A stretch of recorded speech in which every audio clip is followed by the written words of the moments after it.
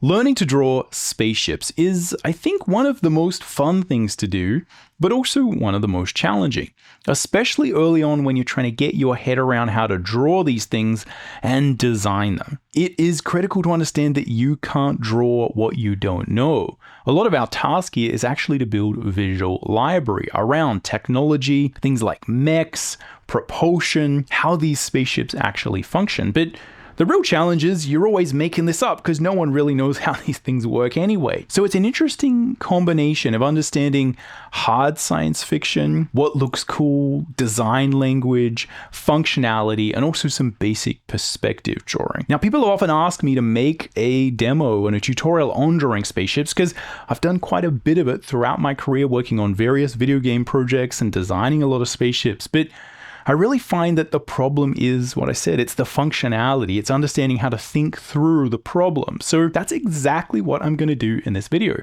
We're going to look at some existing spaceship designs, kind of how they function, things like the Millennium Falcon, some of the ships from Avatar, some NASA ships. I'll share with you a huge bunch of ships and the design process that I've sort of used to create them throughout my career, and then we'll do some demos to really break this down, and I'll give you a formula you can use that'll help you to design any spaceship at any time, and also to look at spaceships that exist and understand how to break them down into some really simple components that I think are going to be useful. So hopefully that sounds interesting. This is a real-time, fully narrated demo. It's not heavily edited or edited at all, and it's not fast-paced. But if you want to learn how to draw spaceships, this is the first and most important step. Alright, welcome to the Drawing Codex. My name is Tim McBurney. I've been a professional working artist for over 20 years, and on this channel, we're all about drawing cool stuff from our imagination, embracing the challenge of drawing, and mastering the craft of line and color illustration. Now, if you'd like to learn more about illustration and picture making, you can check out my free illustration mini workshop. It charts my journey going from an amateur to a professional, and I talk a lot about really important issues such as how to get more detail and polish in your work, how to plan your images, create thumbnails, and also a few thoughts on how to approach being a professional artist. As I said, it's free. The link will be in the description. Go check it out if that's something you're interested in. Before we jump in, I do just want to preface this and really frame why I think it's so important here, and why, even though this is kind of about drawing spaceships, we're going to be doing a lot of talking about design and some theory, and this may feel like a bit more like a theory. Oh, this is boring. Okay, just stick with me, because if you do want to get better at drawing spaceships, this is the stuff that you have to learn. I don't know about you, but for me, when I started drawing spaceships, it would just be, I knew what a good one was. Like I knew the X-Wing is like a really cool. I really like the Millennium Falcon. You can look at these kind of cool iconic ships and go, that looks awesome. But I didn't really understand what the artists and designers who made those ships went through in order to create it. And even though that kind of looked like, hey, that looks functional, that looked like it makes sense. You know, the X-Wing, the wings go up and it's cool, it moves. I didn't really understand the depth of knowledge that you have to have in order to just even draw the most basic spaceship or mechanical thing. This is the same if you're trying to draw a robot or a mech. If you don't understand the basic mechanics of joints, it kind of doesn't matter what you're doing. It'll always look a bit sort of derpy, and yeah, it just kind of always turns out to just be sort of mush because we don't understand the functionality. So this is a really important thing to understand, is that if you want to sort of get beyond your ships looking like just mushy kind of nothing, it's not 100% about the perspective and the rendering, even though that is important, and we'll get to that a little bit. What I'm really trying to do here is help you to give you some foundational building blocks and some frameworks that you can then go out into the world and build more visual library around. So that once you understand the functionality and the framework that I'll share with you for designing a simple ship, then you can look at heavy industrial machinery, you can look at super yachts, you can look at sports cars, you can look at trucks, trains, planes, you can look at stuff that already exists, NASA ships, all the cool ships that you know from science fiction, and you can kind of understand maybe why some of those decisions were made, and you can kind of figure out how the stuff you're seeing around you can influence the design process and thus the drawing process. Because the key is every time you design a ship, every time you draw a ship, you're sort of designing it at the same time. So I think stick with me with this. Let me know in the comments whether this kind of approach really helped you. I'm always trying to focus more on practical stuff, but the reality is this is the practical stuff. So often people have asked me, hey, do a demo on spaceships. And I'm sitting there thinking, well, we can talk about the drawing aspect of it, but that's not, from my experience, why some ships just look like a puddle of nothing and some look really cool, right? It's often the functionality. So this is unfortunately the first step, right? So anyway, do some of these exercises, go out into the world, see if you can expand your visual library when it comes to mechanics, propulsion, how some of this stuff functions. And again, we'll go into some sort of nerdy detail about some of the hard science fiction aspects of spaceships. Hopefully that stuff's interesting. Again, let me know in the comments down below. And yeah, if you want, we can follow this up, let me know, with something that's a little bit more basic or goes through more of the steps of the drawing, or maybe goes even more nerdy down some of these rabbit holes of, the functionality of mechanics and interstellar travel, etc. But yeah, the key is you kind of can't escape the design when you're drawing spaceships or kind of any futuristic techie stuff. Why is it important, even if you just want to draw a cool spaceship or something heavily stylized, to consider what these NASA ships look like and what some of the hard science fiction of space propulsion may be? And why would you bother doing that if you're not going to create something like the really kind of interesting Venture Star from Avatar, which is a really great example of a futuristic ship that is designed on a lot of kind of hard science fiction ideas about how space travel and especially interstellar travel might work. How does that compare to just kind of making the Millennium Falcon, which is just a really cool, iconic shape? How does that relate to a lot of these more hyper-functional designs that you might see that we actually build as humans to go into space, like the space stations, the rockets, and the boosters? So I think it's just really important to get your head around some basic ideas about spaceships and mechanical things, and this will be a good way for you to understand what's happening when you do go out there and see other spaceships that have been designed. And it'll allow you to kind of set that slider where you want and understand that within the functionality of spaceships, you can kind of make them look however you want. But considering these 4 things that I'm going to share with you and this simple framework will allow you to just make some cool decisions. And we'll go into this in much more detail, but a good way to think about what makes up a spaceship is to understand that firstly, it kind of has to have some functional purpose. And this is often one of the first things we think about. This is one of the first things that's given to us within the brief. Is this a luxury cruiser, like a super yacht? Is it in the same way you have cargo ships these days that go from continent to continent? Is this ship going to be a similar thing, a cargo vessel, a deep space mining vessel, an exploration vessel? What are the different types of ship and vehicle and propulsion and etc. that you might have? What this normally means is we have different ways that we consider what makes up the ship. And it's good to always have these 3 things here, which is the habitation, or a place for people to be. Sounds really simple, but we often forget this when you're just kind of drawing a little sketch like this. So if you kind of imagine, here I've got the USS Enterprise, right? From Star Trek. And I think the thing there to consider, I'm like, is it CK or is it K? I forget.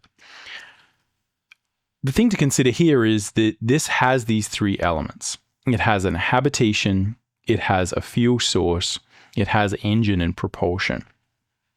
And it's really simple and easy to see when you see the Enterprise. The Enterprise is basically a flying saucer from science fiction days of old with an engine attached that makes it seem actually plausible. So we've got our sort of warp engine here.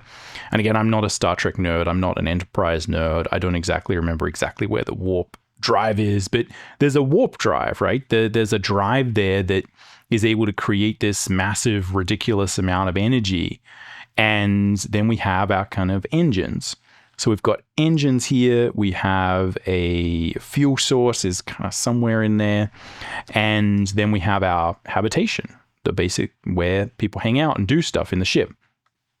And if you just kind of understand that, it obviously makes that ship really easy to understand. But even if you're just doing some little zippy cruiser spaceship thing, like a 60s Jetson style ship, right, where you just get in, you're kind of flying somewhere, it's kind of cool, hyper fantasy, you need to consider, where do people go, right? It may just be a cockpit, but then also, where is the propulsion, where is the fuel?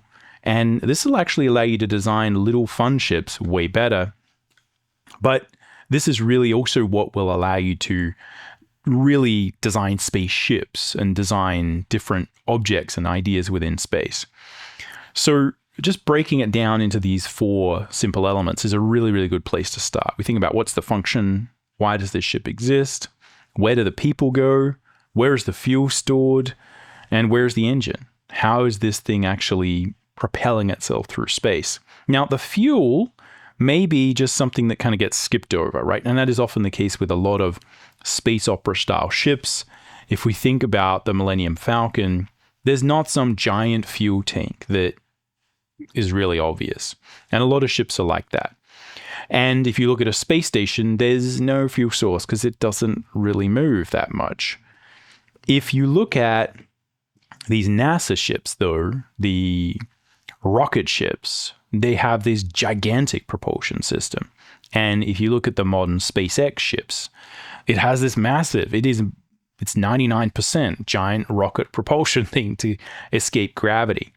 And the other thing to consider is, if you look at something like the Venture Star, the Avatar ship that's meant to be an interstellar transport ship with cryogenics and stuff, it has a significant proportion of itself designed around how that propulsion would happen and how a ship may actually complete interstellar travel. So we'll get into this in a little bit, but I think in order to kind of get your head around the idea of designing spaceships and space flight, and it's good to kind of understand this, because then you can dial it up yourself and kind of say, okay, I know where I want to stand, and I know that here I'm not really considering fuel and space travel properly. I'm just imagining that we've kind of gotten to some point as humans, as a spacefaring species, where we have some fancy warp drive, or we have some giant plasma engine, or it's some hydrogen weird thing, or it's some fusion engine or something,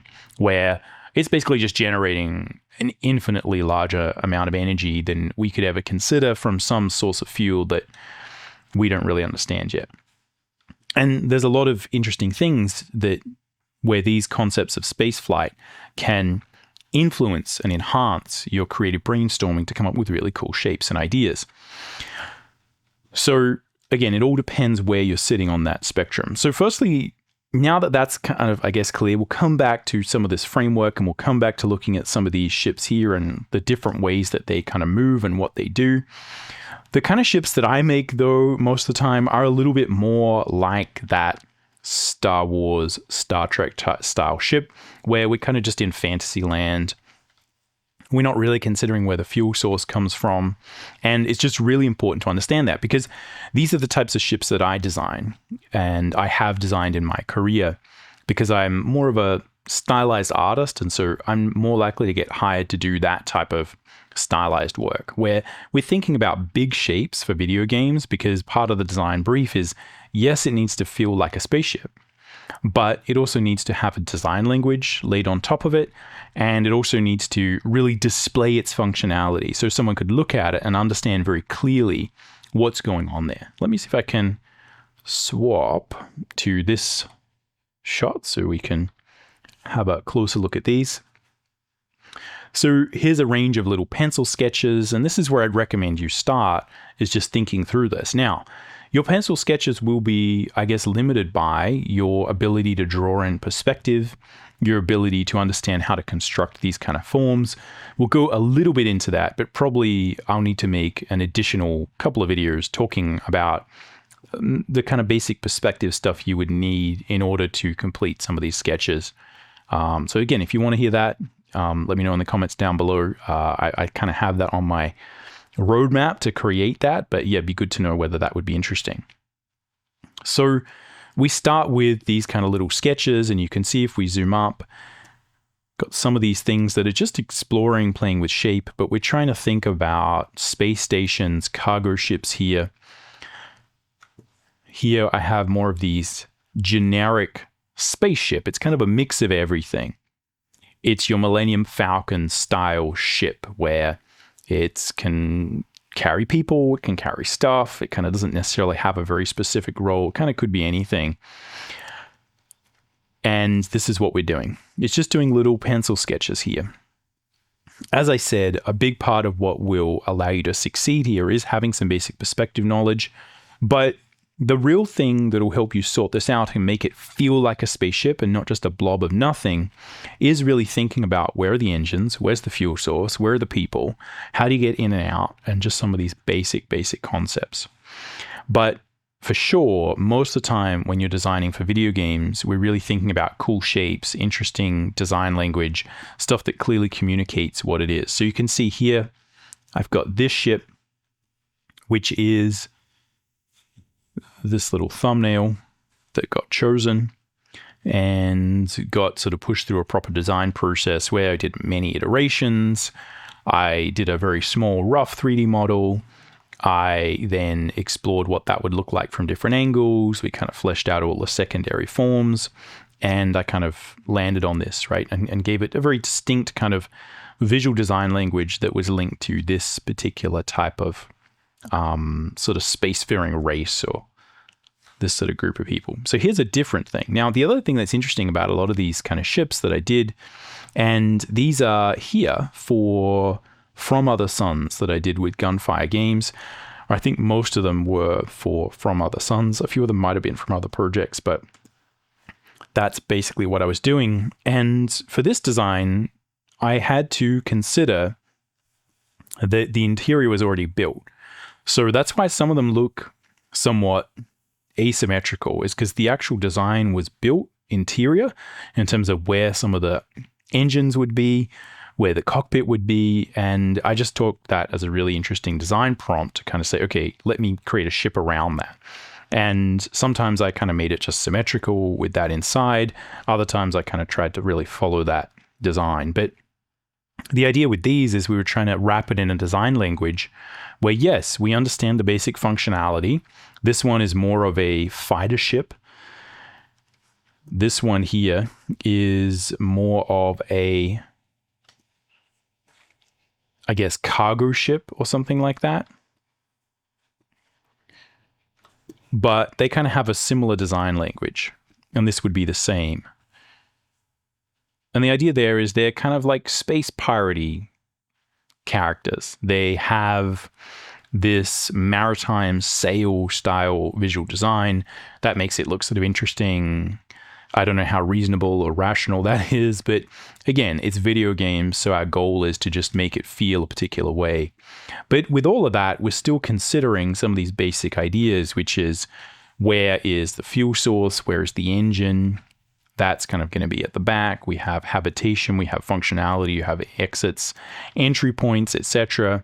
And, it kind of has to look like it's got a whole bunch of guns and everything around there. So again, pretty kind of simple idea, but this is kind of what allowed me to create some of these more interesting shapes and kind of think about, okay, it's kind of got this engine thing sticking out the back. It's got a giant cargo hold.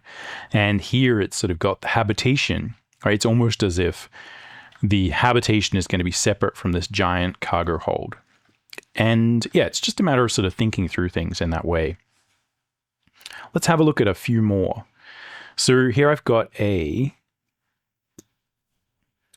cargo trawler that this is really taking that idea of functionality and kind of making it super obvious. So we literally have a habitation module at the front and an engine, fuel, propulsion system at the back. And in the middle is modular cargo containers, essentially, that maybe could propel themselves a little bit and they would kind of align. And you could also have them be very different. And that would mean that you could kind of have most of the same components. But if we swapped out maybe this middle little container with something else, that it would look really interesting. Here we got also like a big sort of capital class version of one of those sort of pirate ships. And it also needed to have various degrees, various levels of basically being at level 1, level 2, level 3. It would get bigger and more advanced and maybe harder to fight, right? And so again, that's kind of a version of that. So going into like a fair amount of detail here when it comes to considering these different elements and building these out in 3D in either SketchUp or today it would be Blender that you would use is really important, because that's the only way it was possible for me to kind of obviously go from this stage here to this stage here and understand that this is actually building upon that, right?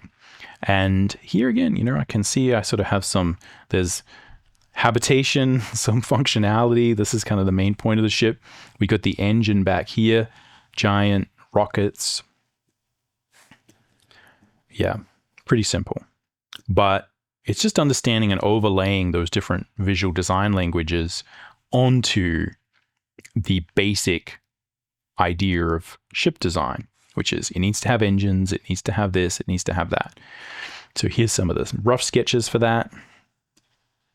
Here's some different piratey ships. Here's some that are slightly more leveled up. Here's the little thumbnails that would have gotten all of this started. So yeah, very simple pencil sketches. Just playing around with, how would this look interesting? What if we looked at it from this angle? It was a giant space station-y thing that I think was more like the final boss. The idea is, again, maybe like flying in there would be cool and interesting.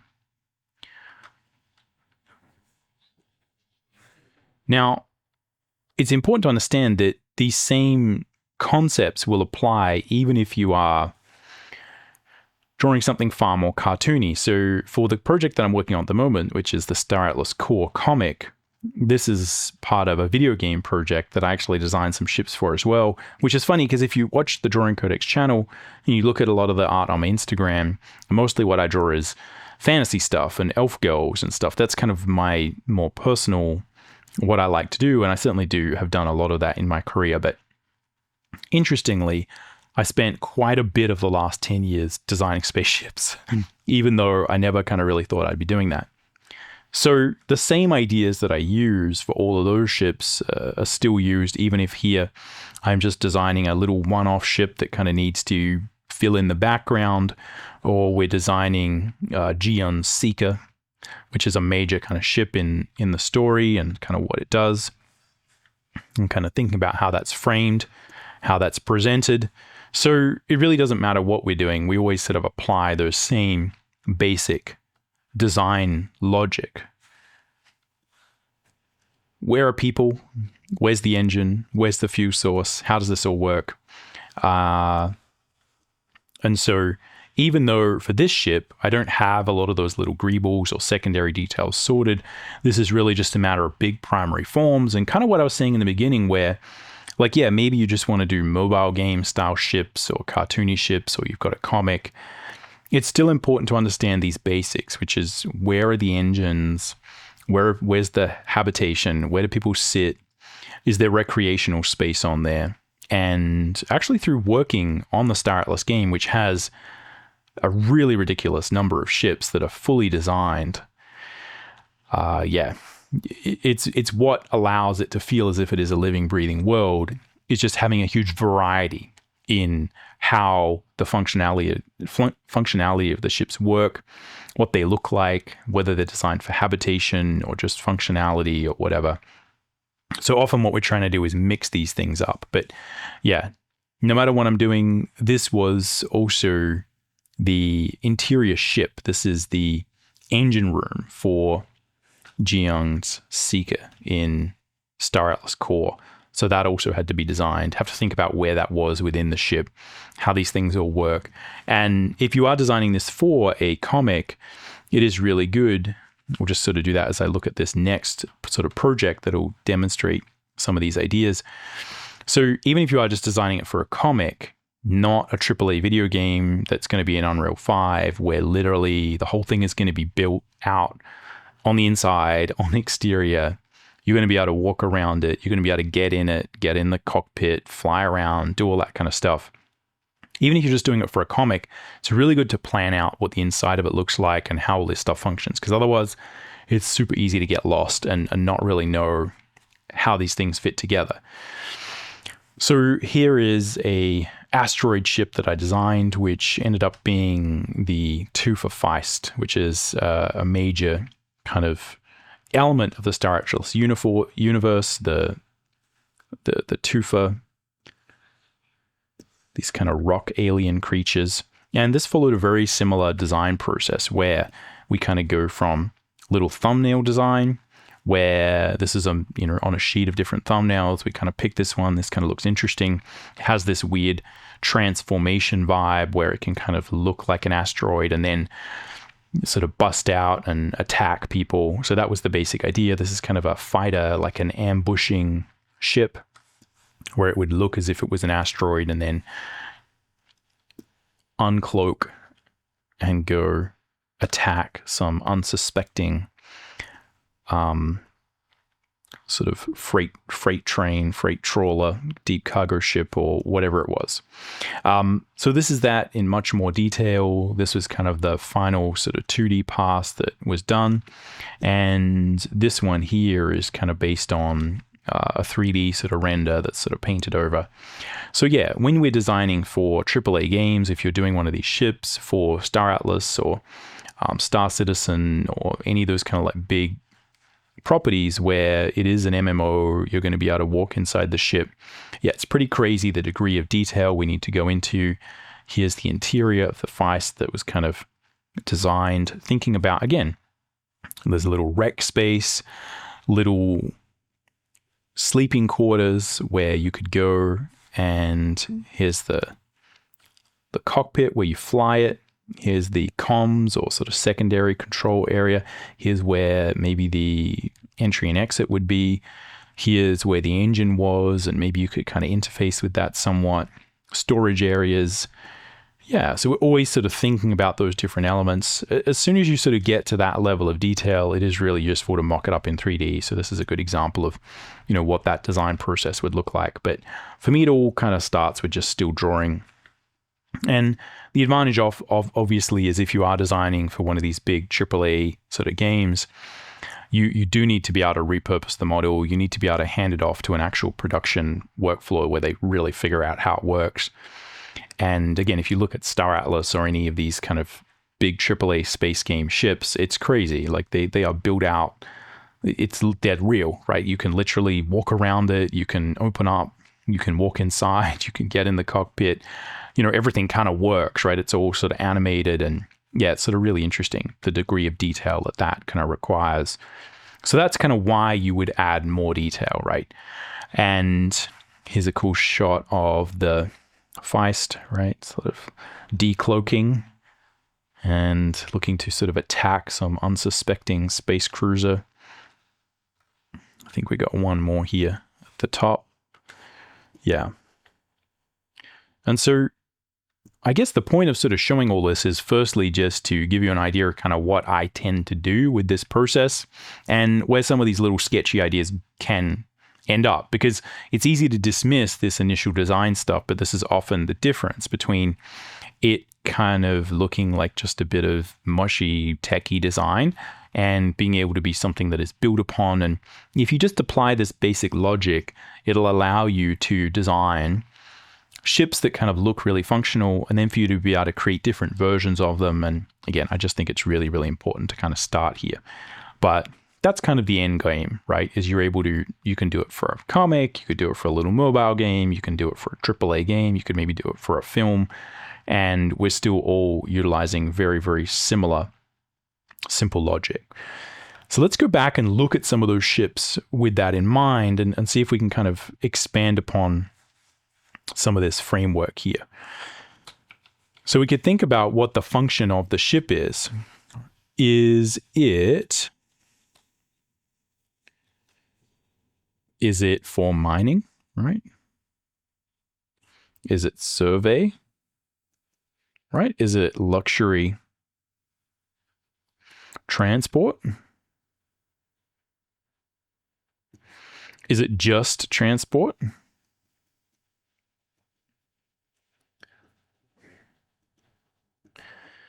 Does it have to be functional?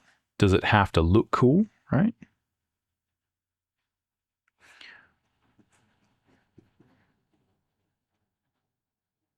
Now, a lot of stuff is meant to basically hide its functionality. So, for instance, a lot of luxury vehicles, a lot of luxury cars, they kind of look as if they're all sleek and smooth. And often the engine is kind of hidden. You kind of can't really tell where it is. But, if you look at a modern sort of Bugatti or one of these kind of supercars, there's like a massive amount of engine in there and fuel. But you kind of don't notice because they spend a lot of time compressing it. Whereas if you look at a forklift or something that's hyperfunctional, the functionality is on the outside.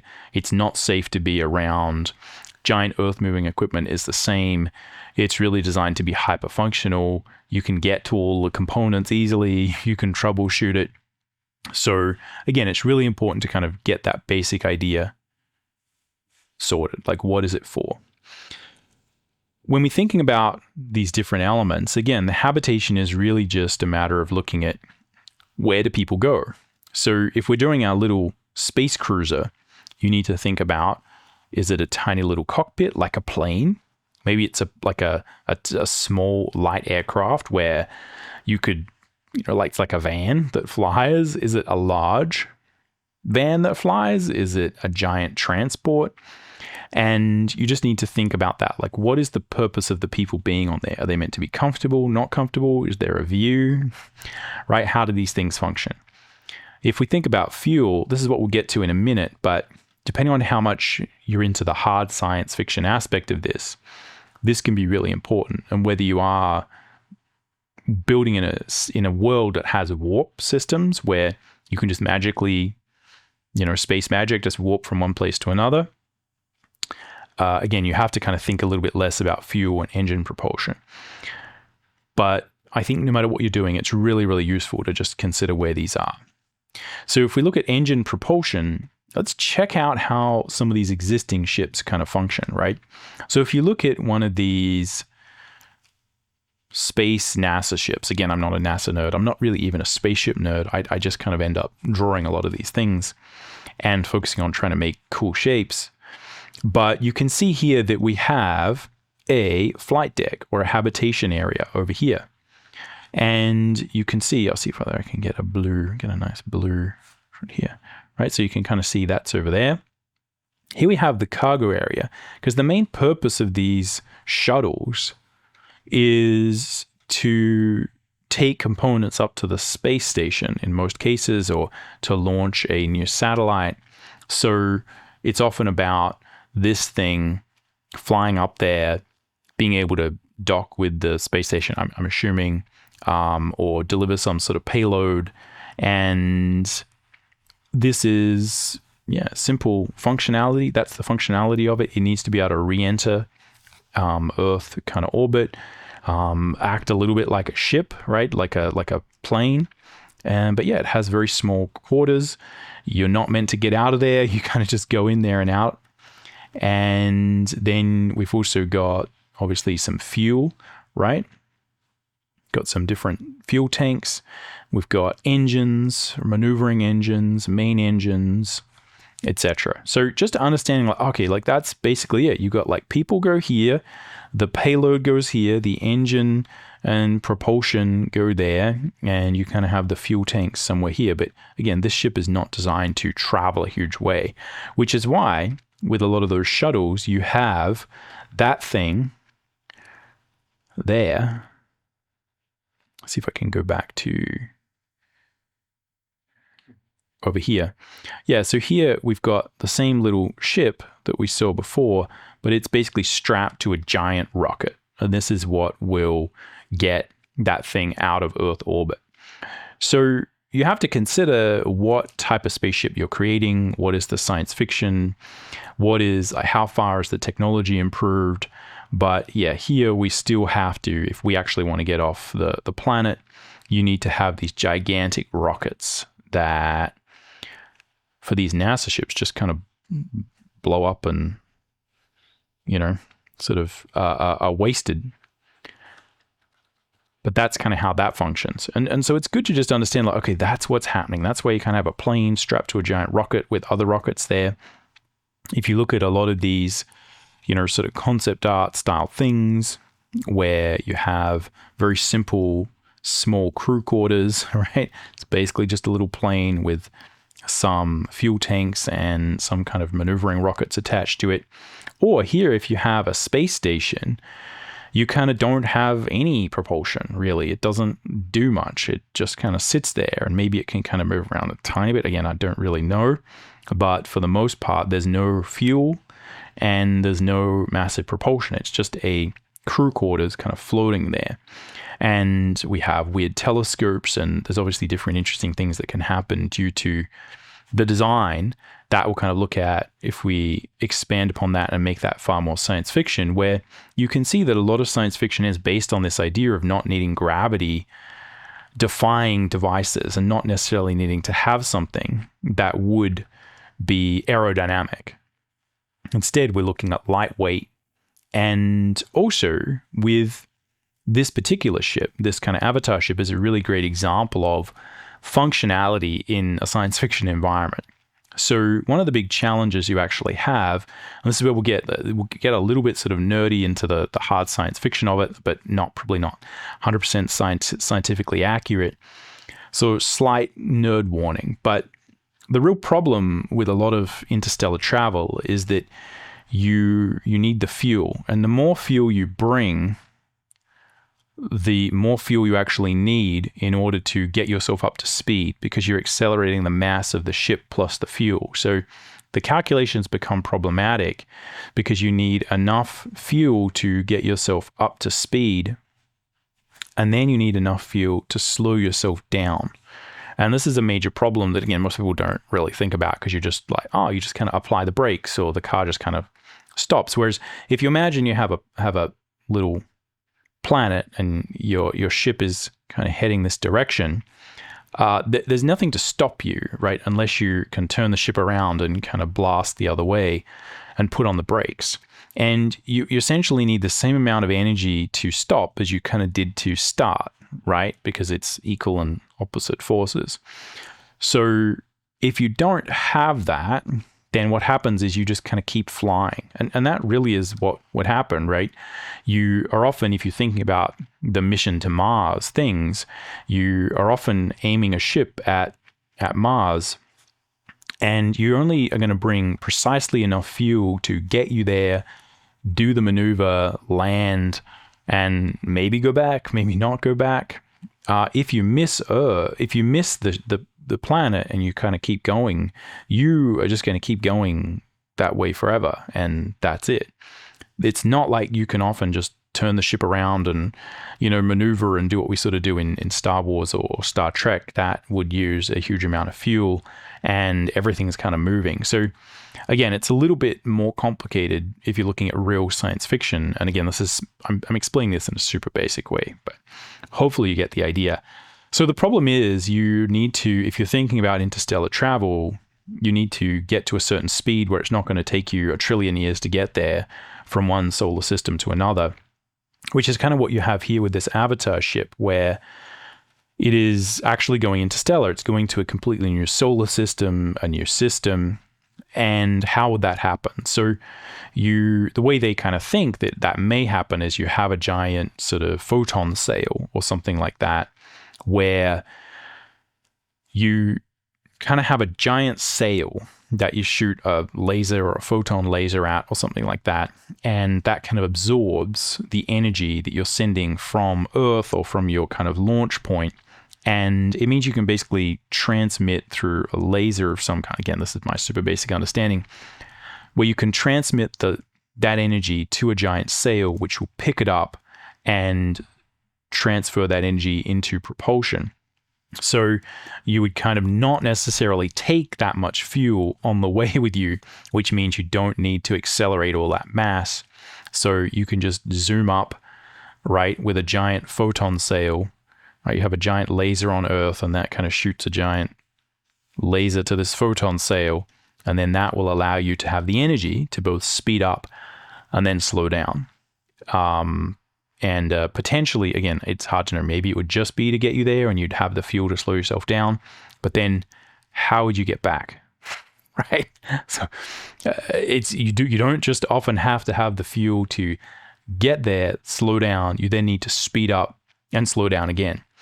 So it's not obvious how all that would happen. And one of the ideas that hard science fiction authors kind of had is, you'd have these photon sails where you could basically shoot a laser from your existing system and sort of capture. And I think this is where the sort of the sail is meant to sort of attach there, right?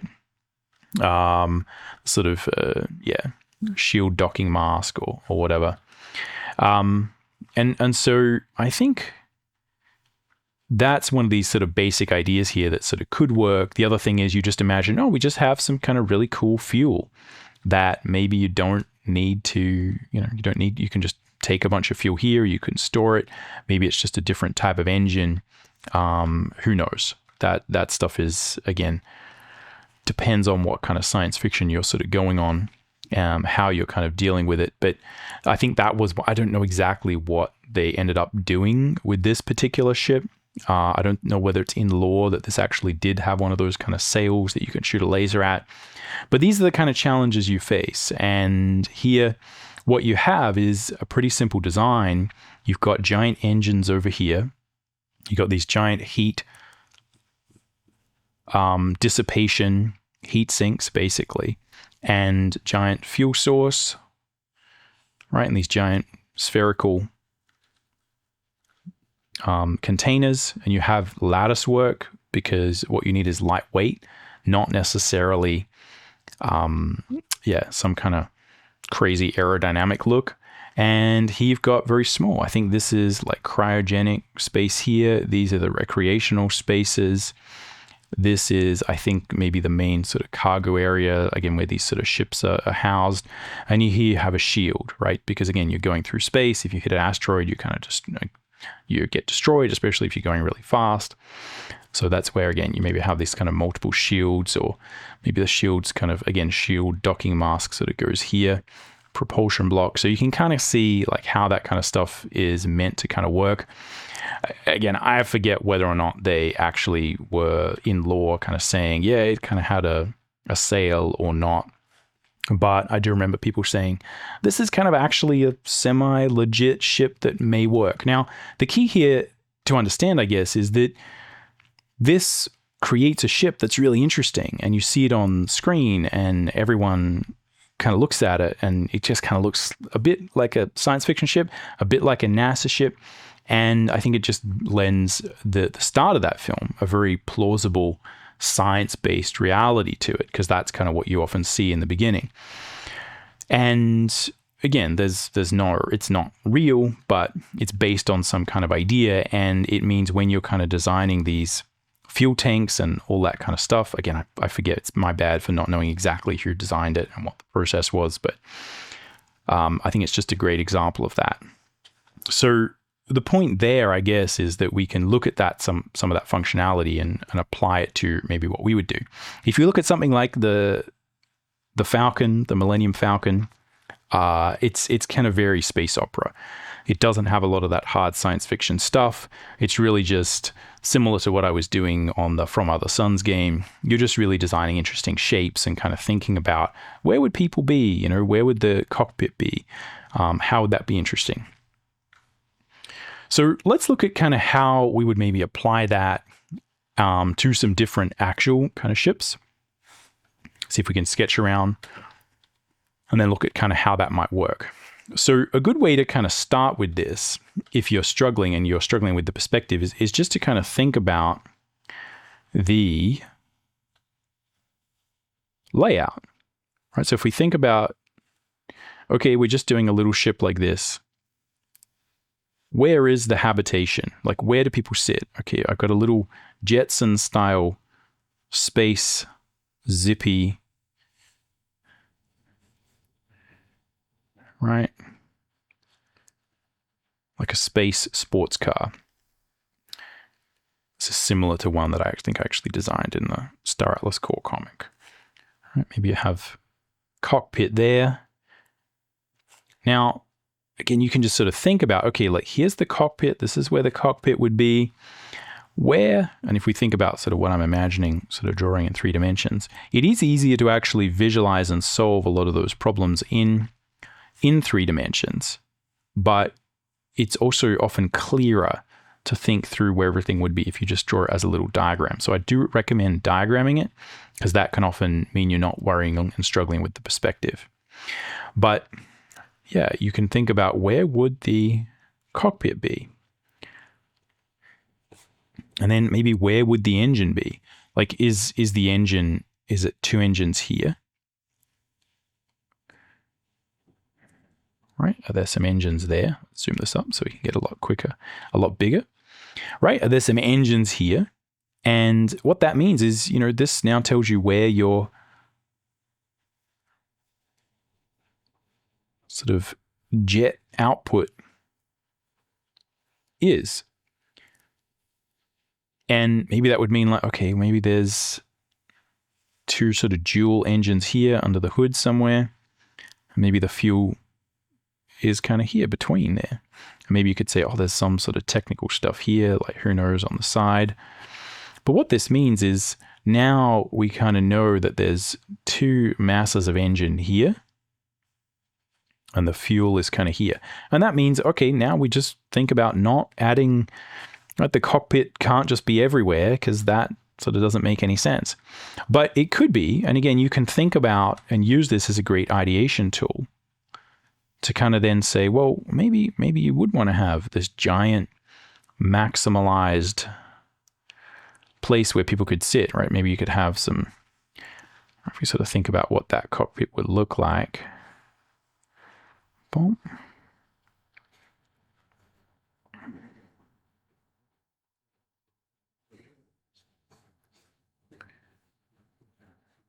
Right. Yeah, maybe we've got some seats here where people can sit. You can think about it as being maybe inside, it's similar to being a bus or something like that.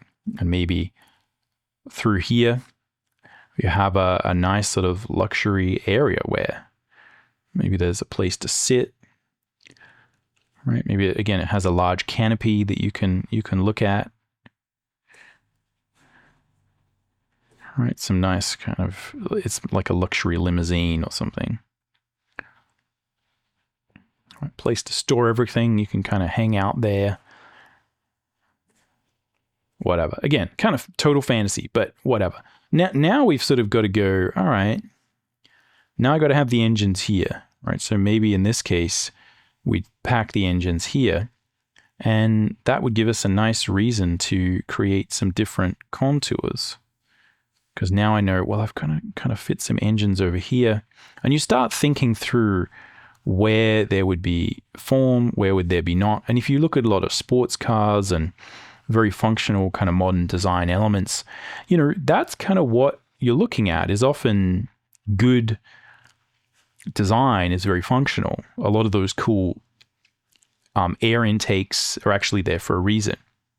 A lot of the reasons that there are kind of bulges and bumps everywhere is it's not just fiberglass for fun. It's that they're actually just covering up what needs to be there, and they're kind of designing a lot of the energy stuff just based around it having to look cool and having to be aerodynamic at the same time. So again, you can kind of think about this, and now all of a sudden, because I've just done that thought exercise of where are the engines, where's this going, and again, where's the fuel, like it's not as important here. Maybe again, there could be sort of secondary fuel tanks here or something, or maybe it could be sort of underneath. But now all of a sudden I'm thinking, right? And because we're thinking like a designer and we're not just kind of drawing stuff and trying to make it look cool, it gives me more options. And it also means that when I add the secondary series of details to this little ship, which is just this sort of Jetsons flying saucer style thing, right? It's kind of, right? It's kind of just like this. It's not that fancy, but we're just adding that extra level of thought. Now, obviously, this is just a really basic exercise, but this is something that I would recommend you do, is just see if you can design and think about laying out where, right? Like, so create like an interesting shape. And you can think about, again, this could be asymmetrical, could be symmetrical. But just think about creating shapes and then think about where the different elements are. Right? Think about where the storage would be, where the engines would be, where the output would be.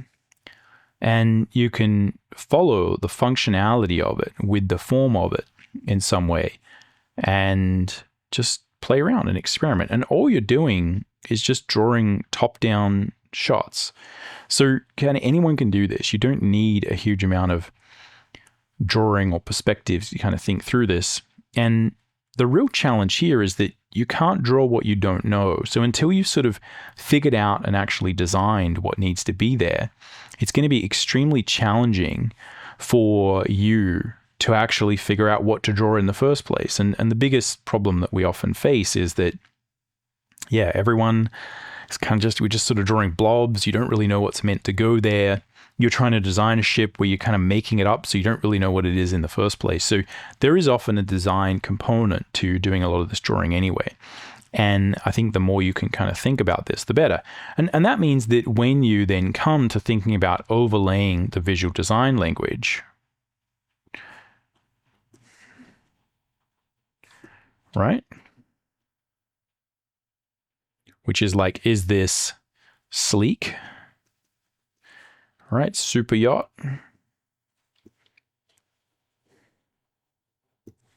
Is it a earth moving? Right, mining. What is it? You can kind of overlay these concepts. So we could think about having this as a basic idea, which is like, yeah, we kind of got a shape like this. Let's go over a few really simple drawing principles here. This, again, is not going to be a drawing how-to video. This is more design. But if you don't do this first, it's hard to know what we're even drawing here. But the most important thing you want to do is get good at drawing very simple grids. And a good way to think about what that means is, like, can you draw a bit of paper that's got some lines ruled on it? Right? Can you draw a bit of paper like that in perspective? So all we're really looking for is some coherency within our perspective. This is not a true cube. This is not using measuring points, stationary points. We don't understand where our cone of vision is. We're not really doing real perspective here. We're just doing guess grids, right? And what that means is that these lines are going here. They are converging to some point over there. And these ones are converging to some point over here.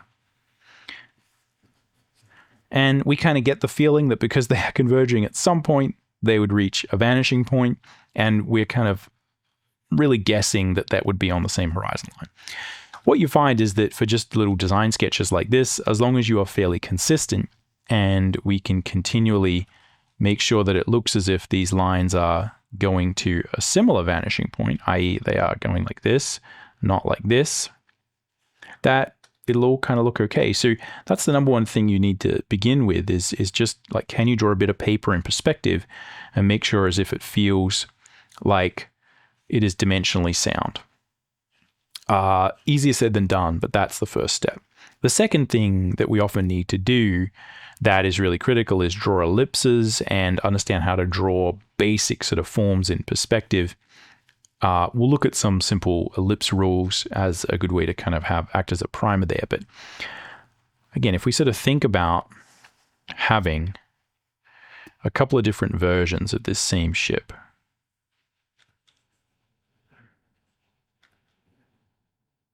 right? Again, that's not the best grid. Let's see if we can do a bit of a better job there. Boom. Right. So we got the same kind of thing here.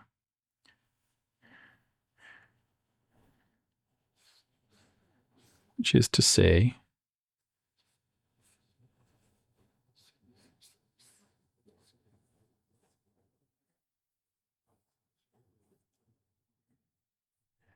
boom.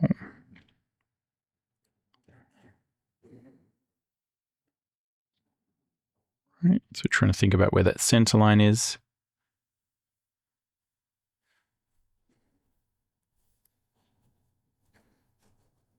Now, what we have is, okay, I got habitation here. And these are really rough sketches, right? But they should be enough to give us an idea. And it also will tell you that, again, these sketches don't have to be super accurate because we're just working through the construction. And as you iterate and do more versions of this, it becomes more clear. It becomes easier to do the construction. The second or third time you do this for the same ship, the easier it's going to be. But I could make this sleek, right? And we could say, okay, here is the, right, here's that cockpit up the front. And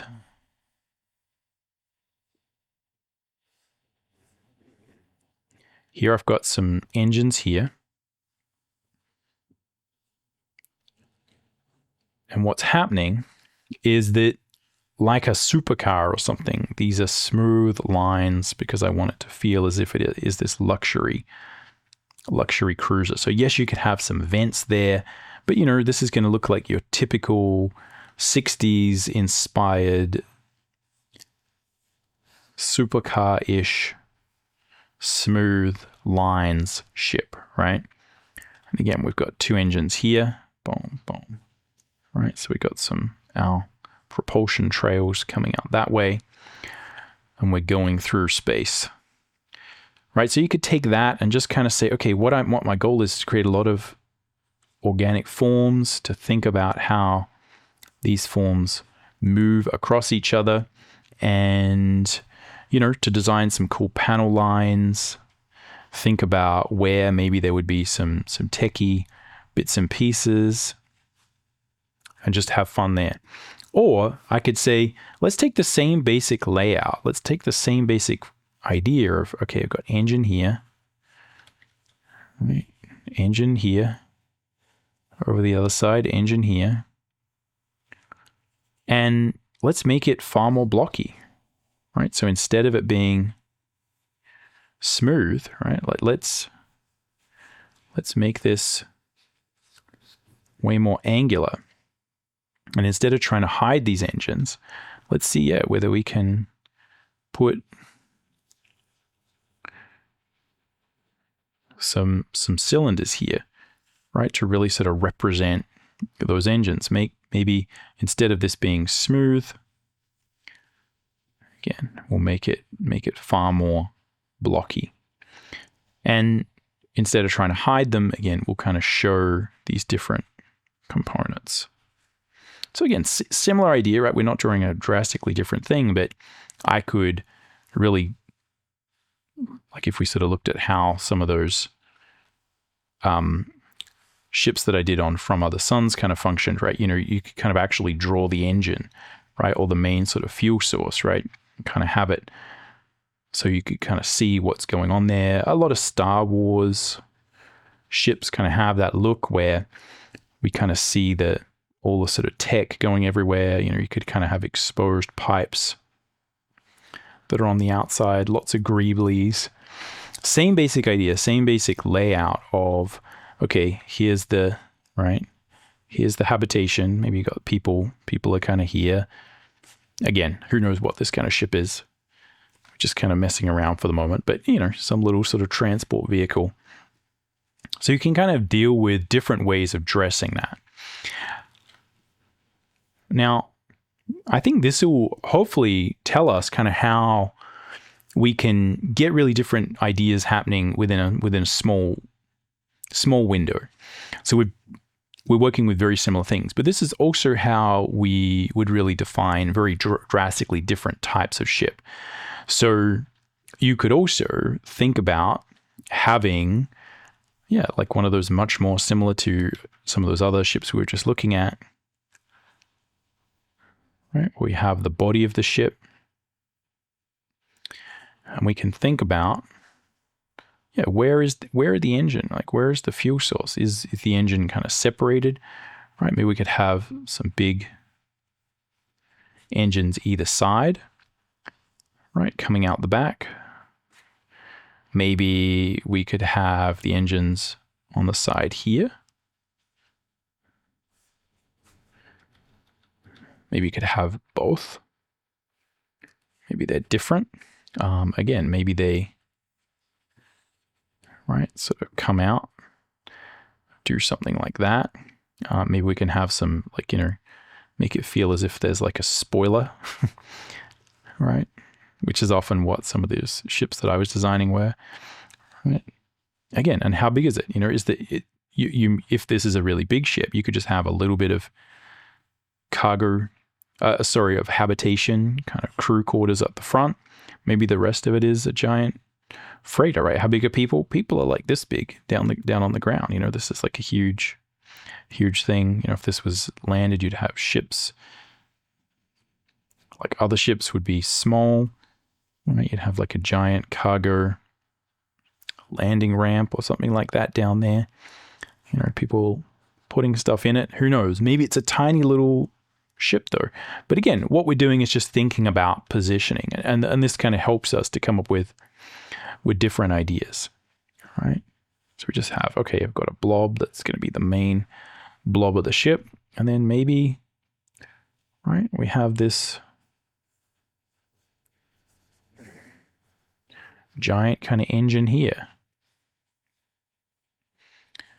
Who knows why it needs to be that big, but maybe that's kind of what we need to do. You can just play around with, like, oh, does that look cool? Does that look interesting? Does that help me? Does that make it easier? Does that make it harder to think through? Does that look cool? Maybe I could make this into, right, some multiple different forms there. Right, so it's not quite as much of a giant blob. But yeah, you get the idea. We can think through and give ourselves reasons to create different forms. All right, again, maybe we could have the crew quarters are down here. And just think through it, right? Like, think through those basic components. But you could also, as I was doing before, think about, okay, let's see if we can design, some giant space trawler, where we think about, okay, I've got my habitation recreational space up here, and then maybe this thing is just lugging along some giant, right, like giant bits of spaceship or giant tanks. Right, so it's like, it's not aerodynamic. Right, it's not nothing. But it's just going to give us like a really interesting design. Right, boom. And then back here,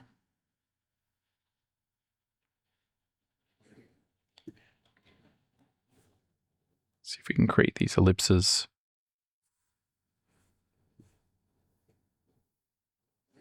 Right, you got some kind of giant propulsion system here.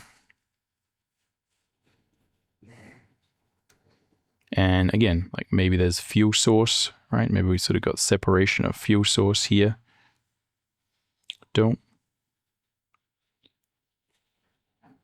Right, and this is where, again, just having those separate ideas can allow us to think through some different options, right? If I need to think about, like, where's the fuel? Now, all of a sudden, instead of drawing one blob, right, we're drawing different blobs that can be turned into different things. Right, again, maybe we've got some different jet engine thingies. Right, and now I've got more silhouette interest going, right? I can kind of create more interesting shapes. Boom. So again, that's the idea.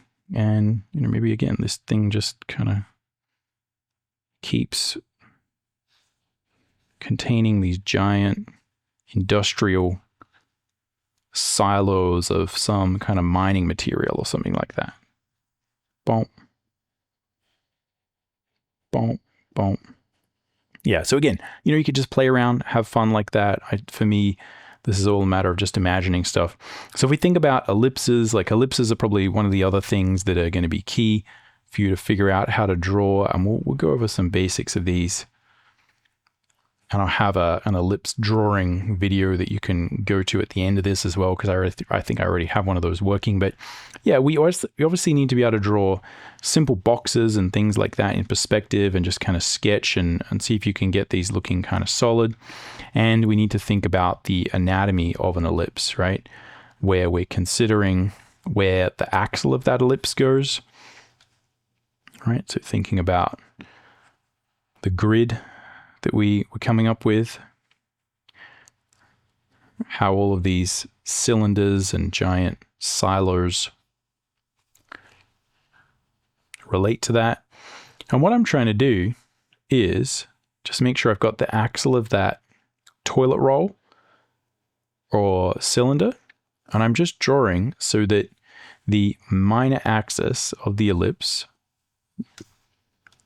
boom, is going straight through the center of that ellipse, and that this side and this side are symmetrical. The other thing that we want to do is that if you are working with a grid here, is I want to make sure that also the major and minor axis are linked. And what that means is that not only does the minor axis of that ellipse go through the middle here and make two symmetrical sides, but the major axis of the ellipse is going to be at 90 degrees to the minor axis, and this is going to create 4 symmetrical little quarters of that ellipse.